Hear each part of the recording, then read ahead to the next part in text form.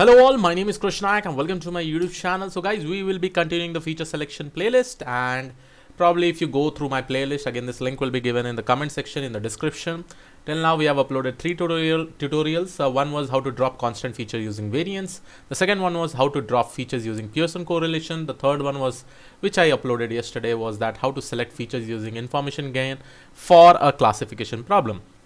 And I told you that today I'll be uploading videos with respect to mutual information in regression problem statements.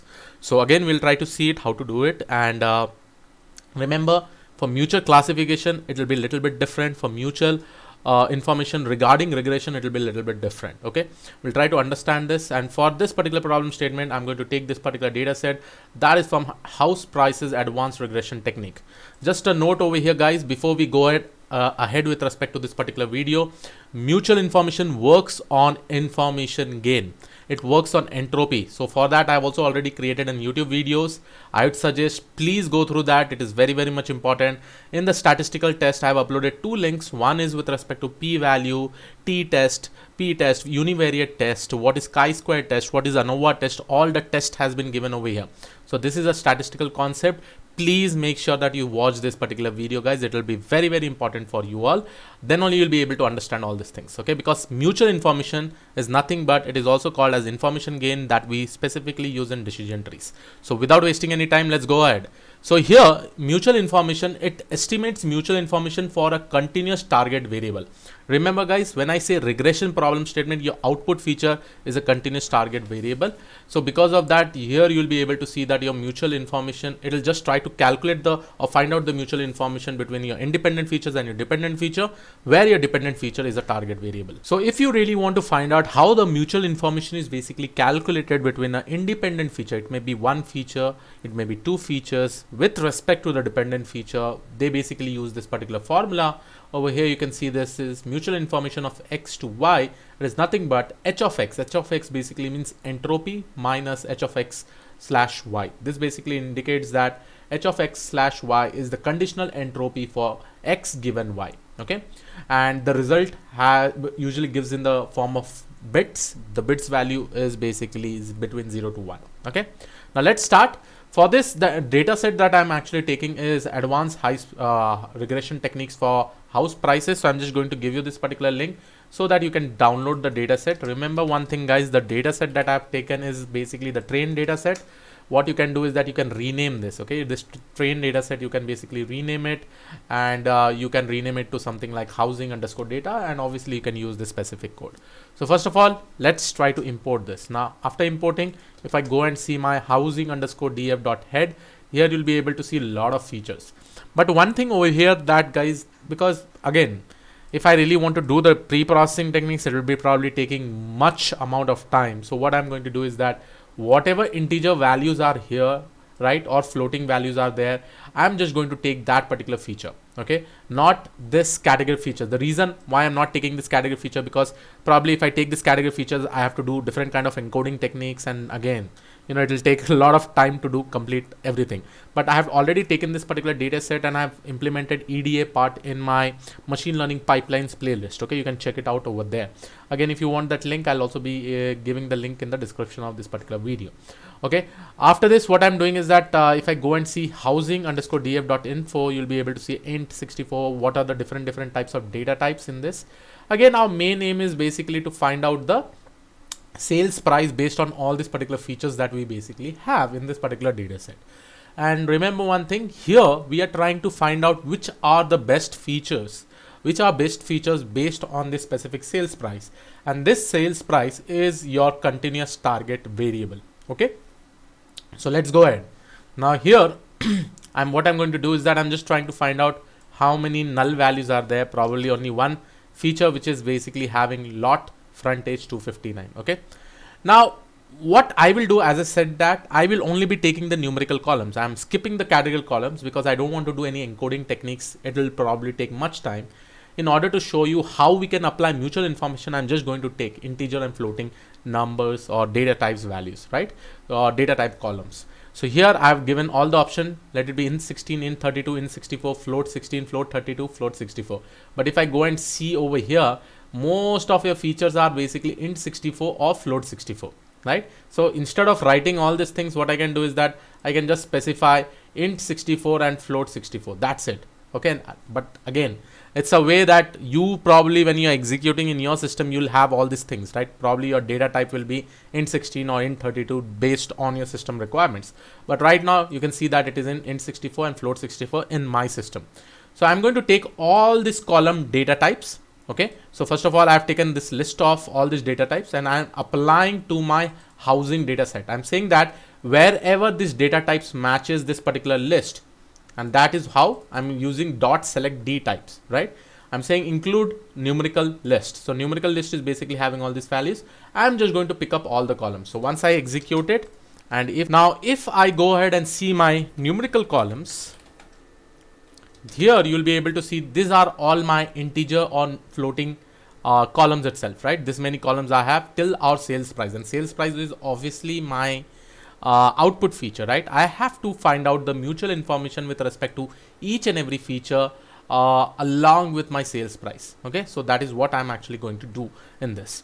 Now finally, I'll pick up all these particular features inside my df by just writing housing underscore df with respect to numerical columns. I'm just picking up all these particular features because in these features I'm going to apply my mutual information. And remember why I'm saying regression problem, because your output feature is sales price. So I'll execute this, and then I have my housing underscore df. So here is all my features. Clearly you can see, let me just make it as housing, probably my spelling mistakes are there, right? So housing underscore df. So this is my entire value. What I can do is that I can also drop the ID column. Obviously I don't require an ID column. This ID column is just like a unique identifier. So I will write housing df dot drop, and inside this I'm just going to use my ID column with my axis is equal to 1. So if this works fine, here you can see that ID column is gone. I'm just going to replace this in my housing underscore df, and finally I execute it. I think this is very much easy.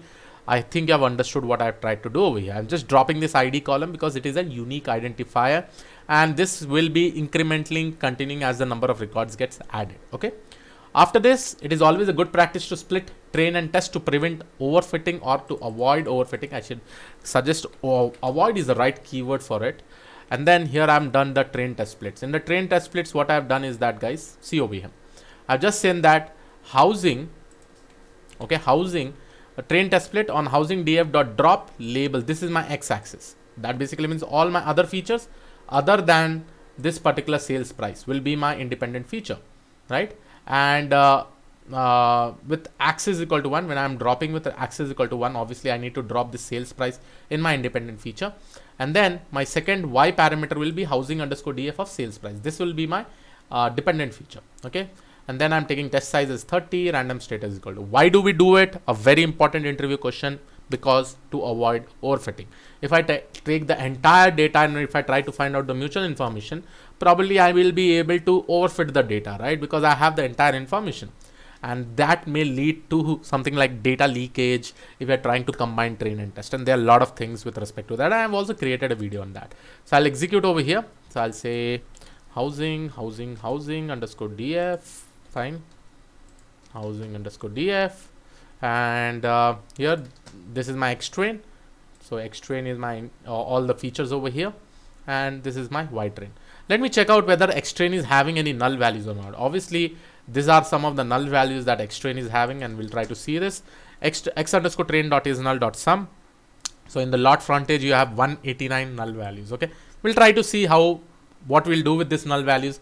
And there is also a feature called as garage year built, which is nothing but again 54 null values are there. Now what I'm going to do is that we are going to use sklearn.feature selection mutual info regression. Remember, in classification we used to use mutual info classification. See, I'll just write mutual info regression. Okay, and we'll go to the sklearn document.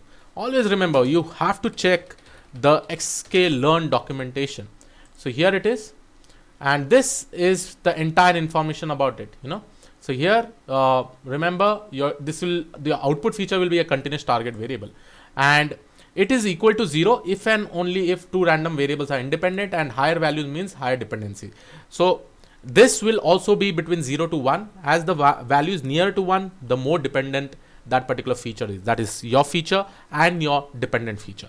So again, let me go back over here. In order to implement it, all you have to do is that from sklearn.featureSelection import mutual info regression. And here again, guys, when I'm applying this, please make sure that you have to fill some values for the NA, because there are 189 features in the NA and 54 features in the NA. Again, you can change it with the mean value also, okay, of that specific feature. You can change it. But right now, I don't want to again focus that much on pre-processing. I have to focus more on feature selection, because I need to show you that. Already I have done all this thing in my feature selection playlist, right? So I will be doing fill NA of 0, and then I'm doing it on, I'm applying this mutual info regression on X-train and Y-train, and finally you'll be able to see this will be my values. And remember, all the values will be greater than 0 and it will be less than 1. The higher the value, the more better it is, the more dependent that particular feature is with respect to the dependent feature, that is sales price. We have that sales price over here, right? So let's go ahead. After this, what I'm going to do is that I'm converting this entire information into series. After converting this into series, I'm adding a column, okay? Column, I'm just making it as an index for that specific series, which looks like this kind of output. And after that, I'm sorting this particular value and ascending is equal to false. Now, let me do and see what it will come. So over here, it shows that overall qual is the feature that is more dependent. You can see that based on the output feature, that is sales price, this is the feature that is more dependent on it, right? So the output feature is entirely or completely, you can see somewhere around 52% dependent on this particular overall qual. Remaining with respect to all the features, you can see the values decreasing. Now what we can do is that, again, the same thing, we can either pick up the top 10 percentile, 20 percentile, or top 10 features. And here you can see that these are the top 10. Probably if I start counting from the top to the first 10 features, right? These are the most important features from the entire set of features itself, right? So here, the next step, what I'm going to do, I'm just going to sort this particular value and draw a bar graph. So for that, you just write mutual info.sort underscore value, this with bar size. Let's see, probably I have X train and Y train. Okay, this is fine. So here you can see that overall qual is having the highest dependency than with respect to all the other features, that is keep on decreasing. Now guys, in the previous session, I have already shown you regarding how to select the top K best features by using this library, which is called as select K best, right? And I told you that we can also do this same functionality with the help of percentiles. And I told you that in the regression, I'll try to show you with respect to the percentiles, how to select the top 10 percentile or 20 percentile out of this entire features based on this particular ranking or based on this particular mutual information that we have got, right? So in order to do this, I will be implementing from sklearn.featureSelection, I'll be importing a library which is called as select percentile, and then I'll be selecting the top 20 percentiles, okay? In order to select the top 20 percentile, I'll just use the select percentile. Again, I'll be using this mutual info regression. Mutual info regression is nothing but it is the library that we are using in order to calculate the mutual information between your independent and your target feature, right? So here it is, I'll use this, and then here will be another feature which is called as percentile. I'm saying that take the top 20th percentile. Top 20th percentile basically means that out of all this particular feature, suppose if this is my top 20th percentile feature, it will say that how many number of features are having less dependency when compared to this. That basically means 20% of your features are probably having in the less number of dependencies with respect to this. So the top 20th percentile features will be selected, right? So here we'll have a look onto that same, and here we are specifying percentile, and then I'm doing the fit with respect to my X train and Y train. Now obviously I'm using .fill NA to actually handle on missing values. After this, when I write xtrain.columns with all the columns, see, suppose I'll take this, I'll execute till here, okay, I'll execute till here, and after this what I'm going to do is that I'm going to select this. Suppose if I just copy this and if I try to get all my column names, see this, if I try to get all my column names, these are like false, false, false, true, true, true, based on all the features, whether this belongs to the top 20th percentile or not, whether this feature belongs to the top 20th percentile or not, like that. Whichever is true, that will be getting selected. And once I write strain of dot columns, this is just like a filter operation within your pandas data frame, right? And when I execute it, these are the most important feature: overall qual, year built, total this till garage area. So if I see till garage area till here, right? Top 1, 2, 3, 4, 5, right? These 5 features are the top 28th percentile. That basically means 80% of the entire population are having the dependency which is less than the garage area, at least less than the garage area. So these all are your remaining 80 percentiles or 80% of the population which are less than garage areas, because garage area is the last one, right? And here again, the difference between information gain and mutual information, here you can see almost the formula is same. It is basically mutual information is just a synonym used for information gain. Technically they calculate the same quantity if applied to the same data.